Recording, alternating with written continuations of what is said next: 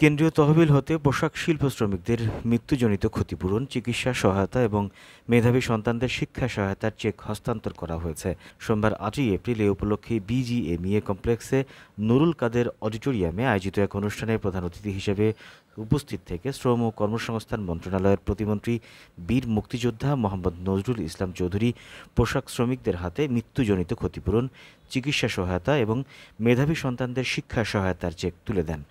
আমার মনে হয় এই বছরের প্রথম গার্মেন্টস সেক্টরে বড় ধরনের কোনো সংঘাত ছাড়া শ্রমিক ভাই এবং আমার মালিক ভাইরা উভয়ে মিলে সমঝোতার ভিত্তিতে সমস্যা সমাধান করে তারা ঈদ উদযাপনের একটি সুন্দর পথ সুগম করে দিয়েছেন।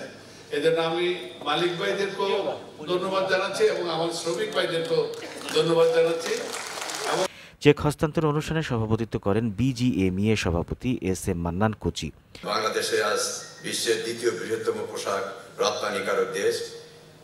এই অর্জনের উদ্যোক্তাদের পাশাপাশি শ্রমিক ভাই বোনদের গুরুত্ব অত্যন্ত অপরিসীম।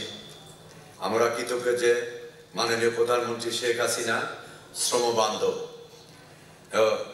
ব্যবসা বান্ধব সরকার আমাদের। চেক হস্তান্তর অনুষ্ঠানে উপস্থিত ছিলেন বিজিএমইএর সাবেক সভাপতি ও আওয়ামী লীগের শিল্প ও বাণিজ্য বিষয়ক সম্পাদক মোহাম্মদ সিদ্দিকুর রহমান, শ্রম ও কর্মসংস্থান মন্ত্রণালয়ের সচিব Mohammad Mahbub Hossain, Bangladesh Knitwear Manufacturers and Exporters Association নির্বাহী সভাপতি মোহাম্মদ হাতেম, বিজিএমইএর সদস্য সালাউদ্দিন চৌধুরী, মাকসুদা চৌধুরী মিশা এবং বিভিন্ন শ্রমিক সংগঠনের নেতৃবৃন্দ। আমরা যখন এই ফান্ডটা গঠন করি তখন কিন্তু আমরা অর্ধেক টাকা বিজিএমই এবং বিকেএমই কে দিয়ে দেওয়া হতো, যেটা দিয়ে আমরা শ্রমিকদের ইন্স্যুরেন্সের টাকাটা, মৃত্যু বা যে কোনো দুর্ঘটনার টাকাটা আমরা সাথে সাথে দিয়ে দিতে পারতাম। শ্রমিকদেরকে কিন্তু এক সপ্তাহ অপেক্ষা করতে হতো না। আমি অনুরোধ করব যে আপনার নেতৃত্বে আগামী দিনগুলিতে আমরা এভাবেই কাজ করব এবং শ্রমিক মালিকের যে কোনো সমস্যা আমরা আলোচনার টেবিলে আলোচনার মাধ্যমে সমাধান করব।